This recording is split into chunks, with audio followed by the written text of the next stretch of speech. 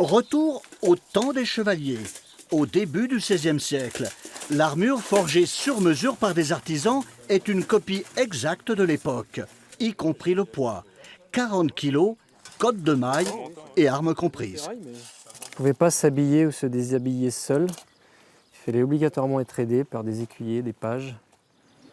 Stéphane Gall, historien-chercheur, prépare une équipée un peu folle avec son complice Patrick Sieria, triple champion paralympique. Ils s'apprêtent à gravir un col alpin en armure. Le plus difficile, c'est au niveau des jambes, c'est-à-dire on a tendance un peu à être gêné dans la mobilité, donc ça c'est un inconvénient. Ensuite, quand on se retrouve aussi avec le harnais, donc ça pèse plus de 4 kg, quand on se retrouve avec ceci sur la tête, c'est vrai qu'on a plus de difficultés à respirer, plus de difficultés visuelles. La démonstration a lieu près du château natal de Bayard, le fameux chevalier du roi François Ier en 1515, vainqueur à Marignan en Italie.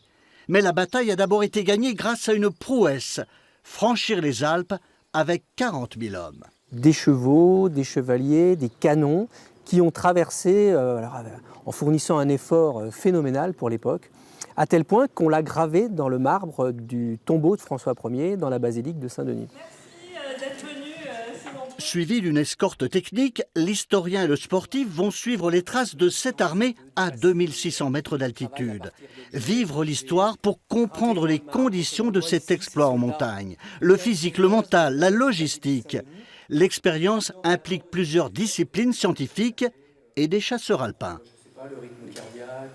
Expérimenter soi-même les choses avec du matériel reconstitué nous permet d'essayer de dépasser cette barrière, cette limite qu'on peut avoir avec les sources classiques.